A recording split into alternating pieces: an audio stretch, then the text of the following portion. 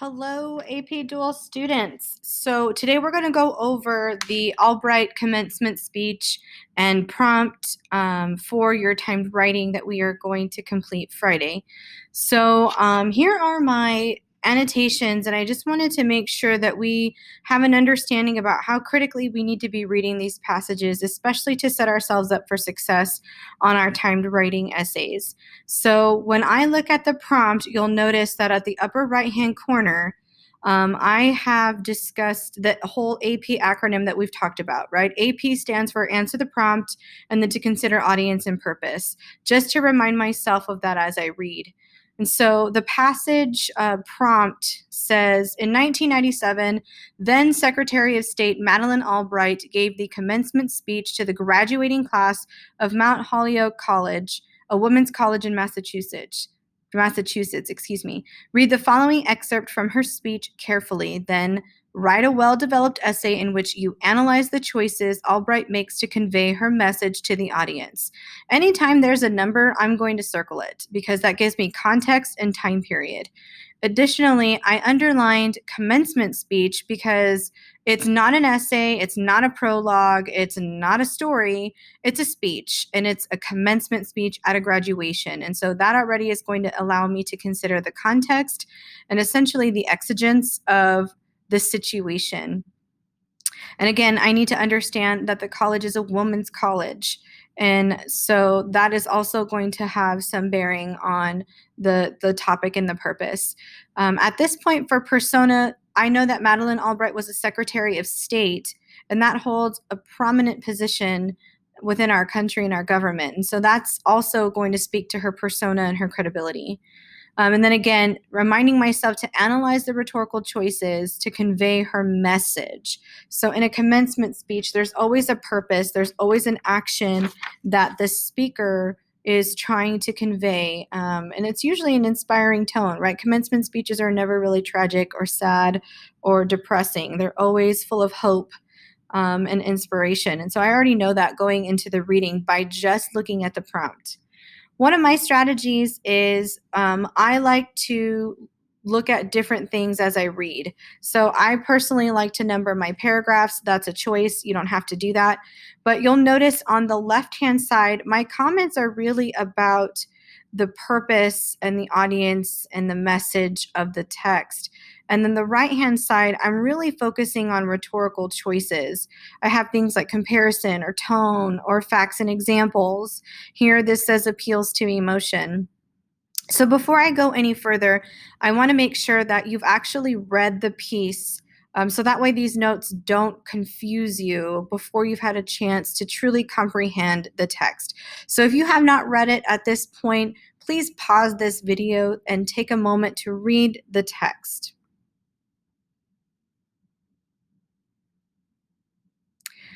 Okay, at this point, you should have read through it and made your own notes, hopefully.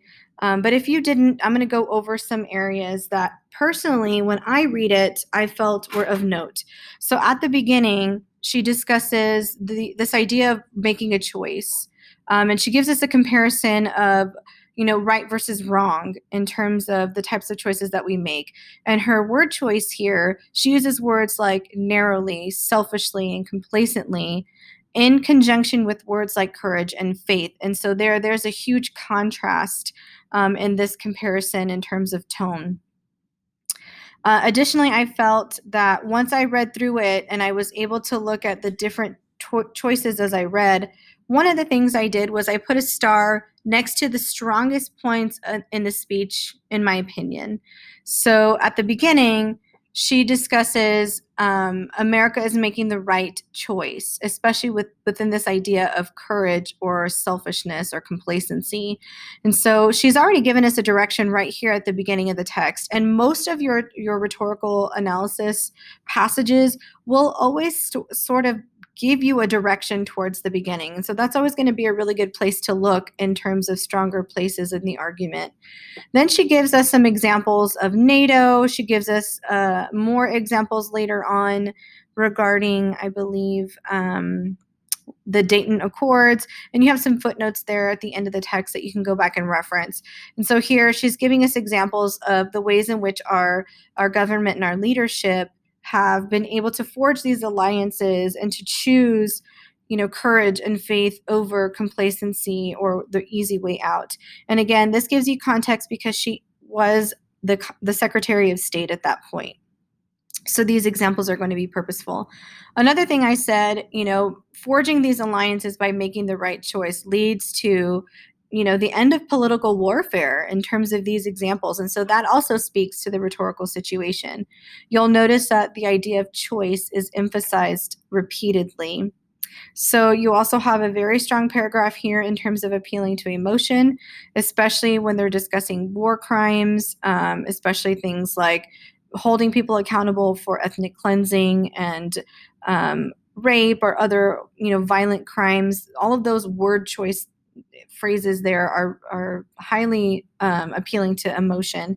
So when you go further down, some of the things I said right here were examples of societal advancements depending upon, choosing courage when you're meeting, situations that you can very well meet resistance or adversity. And then again, so you'll notice these are all rhetorical choices that are happening. Phrases like bumping against a glass ceiling, etc. All of those are specific to women's suffrage movements and a lot of the obstacles that women face. And again, which college and context is she speaking to? She's speaking to a woman's college. And so you'll see here, I starred this paragraph again because she mentions right here in paragraph 7, in our lifetimes, we have seen enormous advances in the status of women. And so now she's given us context about this idea of right versus wrong and choosing courage. And now she is speaking specifically to her audience. And as a woman in a predominantly very, prestigious position, she has the credibility and the experience to be able to bring this forth. One of the things I said on the left is that these advancements for women are a result of intentional choices that are right and just. And she goes on to explain that in her examples later on in the text. So right here, she also discusses if you have no history or knowledge of this college, she tells you it's the home, to borrow from another person's phrase, of uncommon women. And uncommon women who are all over the globe. And so right here, she's really situating it within a larger rhetorical context, not just this idea of making, courageous choices, but as women, specifically being uncommon women associated with this particular college. That is important. Okay. So I started this area right here as well, because not only is this direction important, but why these women, why this time, why at this transition of their lives, and then the current state of the world at that time, is that necessary? So then here at the beginning of paragraph 9, she talks about her experience and the people that she's met. And so again, that speaks to her persona, credibility, and experience, but that's not really her intent. Her intent is to provide global examples of uncommon women. And you'll notice she starts each of these phrases here with a direction, right? In Burundi, in Guatemala, in Burma. And she's giving you these examples using this repetitive sentence structure to give us this idea of what an uncommon woman looks like globally. So then as we continue on, she has similar structures in terms of repetition. And she'll say here too, these women have a common determination to set their own paths and to have courage in altering the course of their country. I could even star that area right there because she basically gives you the purpose for her including all of these examples. And again, they are a result of consequences of an intentional choice. And she makes this point. Each has suffered, but each has proceeded with courage and has persevered. And you'll notice this idea is repeated again here at the end of this paragraph, and again at the end of this paragraph, and again here and here. So 4 times she meets this idea of if you aim high enough, here's the example, and then at the end, have courage and persevere. So if you're noticing the repetition of these sentence structures, that's a rhetorical choice. She's emphasizing a point using these particular examples in this way. So you'll notice I have something right here that is repetition, and it's repetition of what, and if you're looking at your commentary, part of scoring a 3 and the 4 in the commentary is specifically referencing words or phrases, not these long drawn out quotes, but what phrases is she using, especially repeatedly, and what are their effects. So as you go down here, this says courage is a choice, right? If you aim high enough, that's essentially what she means here. So all of these points are made beautifully in terms of her organization and her use of sentence structures. And then you go to the end of the text. And typically in the end of the text, you will have their goal, right? What action are they emphasizing that are essential to accomplishing whatever purpose they set forth. And so you'll notice I starred this area as well, okay, because it is also worth noting. She says here, I summon you in the name of this historic college and of all who have passed in its halls, all uncommon women, right? Last couple of sentences truly convey the significance of her message. And again, that is something that was said in the prompt, right? Not only are you discussing what she's saying, but what is the significance? Why is it important?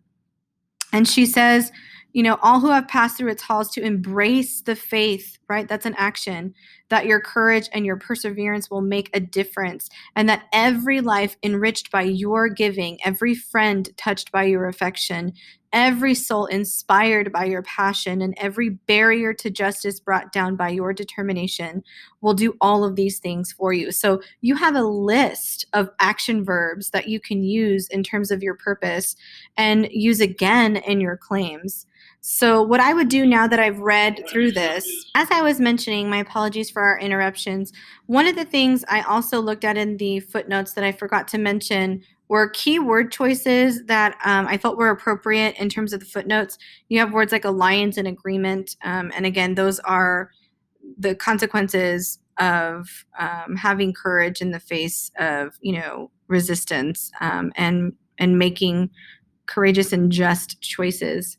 Anyways, at this point, once I'm completed with my passage, those starred areas become where I can create my claims. So if I were to summarize, as I mentioned earlier in this video, what the significance was of this part of the argument, that becomes my claim, right?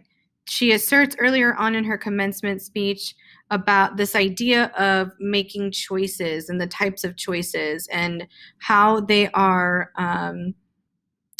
promoting certain types of actions. Later on, she talks about the significance of uncommon women. How could I summarize that? And then she gives you, all of this proof as a result of this area. And then again here. Now, I don't need to make 3 claims, but I think if I draft one more, then I can have choice and choose the better one of the, the better 2 of the 3, or I can combine some ideas. But essentially, if you struggle with creating claims, this is a great reading strategy to help you focus on certain areas of the passage rather than trying to come up with them after you're done with the reading. Okay, so the next part in drafting some ideas on my text in preparation for my typewriting, once I've summarized these areas and kind of come up with some claims, you'll notice what's going on around these starred areas. I already have a list of rhetorical choices that I can choose from in terms of my evidence. Same thing here, what's happening right here in terms of examples, this idea of opposition, right? Going against something for the greater good. Then again, here at the end, right? What kinds of rhetorical choices is she using to prove these ideas with the repetition or the examples or her experience? Emphasizing certain words or phrases in terms of tone? Is she comparing what happens when we do make these, courageous choices versus when we don't? And so ultimately, you have a running list of rhetorical choices And now you've focused them in these certain areas depending upon how you're going to create your claims. So that would be something that I would recommend. Looking for some of these action verbs to help you with your purpose. And so one of the things I did, I just listed out what I did coming to this reading and how I would approach the timed writing for Friday. And again, the first thing you do is you read and annotate the text for audience and purpose and rhetorical choices. When you split them up like that, where you have one idea on one side and then rhetorical choices on the other, it really helps you to compartmentalize and then to see the bigger picture as you're reading. And then again, I put the star by the 2 to 3 strongest points in the argument. And then when I summarize those points, those are my sample claims. Those become my draft of my claims. And then once I've done that, locate the rhetorical choices around those stars to include in your thesis and your analysis. And from there, break that down into your own outline. Remember, we've given you flowcharts. We talked about the tree analogy. And then you also have your lab girl timed writing outlines that you can go back and look at the successful elements.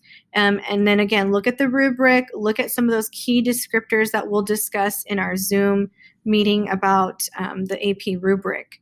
So I hope you guys understand at this point how truly critical and specific you need to come to the reading, right? It no longer is enough to simply summarize, but look at the low-hanging fruit, so to speak, that is given to you in these passages.